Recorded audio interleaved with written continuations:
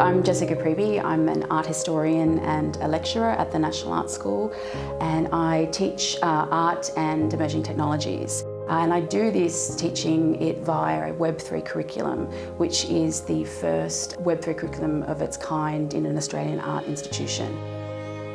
I'm trained as an 18th century French art historian, and that's where I sort of began my career. And I've written a lot about collecting, really, focusing on artist collections. And so in the last sort of 5 years or so, I've been watching and thinking about how that relates to the contemporary context. And when blockchain technology came along and the world of NFTs exploded, I started to see digital artists having their work valued and owned in a completely different way, and I was fascinated by this concept.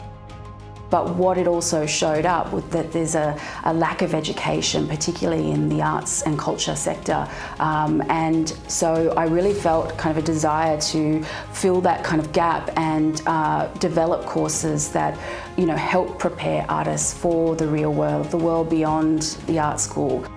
One of the things that I see, with technology companies running kind of programs that invite artists to come in and work with them and contribute and develop products, whether it's, designing the box that it comes in or contributing more directly to the development of a creative product. It does make me think of the 1960s, where we see technology firms working with artists, Andy Warhol and others, bringing them in to their organisations and having them explore new products. And all of that had a huge impact on the American computer art scene. What these new technologies have done have enabled artists to create, distribute and monetize their work in new ways. There are some really exciting, young brands, technology brands, and Espresso is one of them, thinking about Espresso's new displays. I'm often thinking about artists who haven't really been able to participate in the traditional art world. Digital art's always sat outside contemporary, mainstream art because it's been notoriously difficult to sell and value. And now we have a system for valuing and owning those works, and that has revolutionised the way that digital artists can operate and participate in the art world.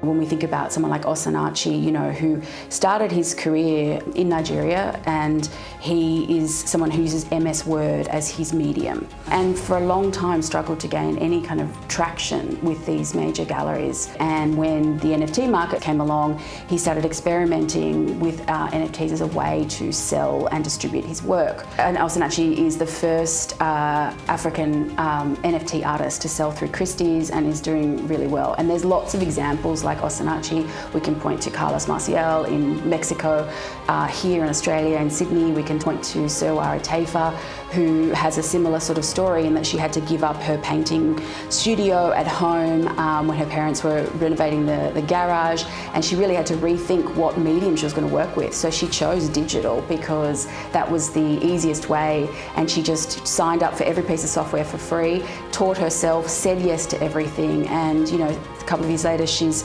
selling her work through Sotheby's, she's working for Mercedes, Louis Vuitton, Paris Hilton is commissioning works from her, and she'll be showing in, she's been selected to be in the Sydney Biennale next year, which is exciting. So there's lots of opportunities and it's great to see. Technology provides artists with the tools and the platforms, the systems, the protocols, but I think artists are responding in a way that's helping people who work with these technologies to think more creatively about what they do. There's lots of opportunities and it's great to see.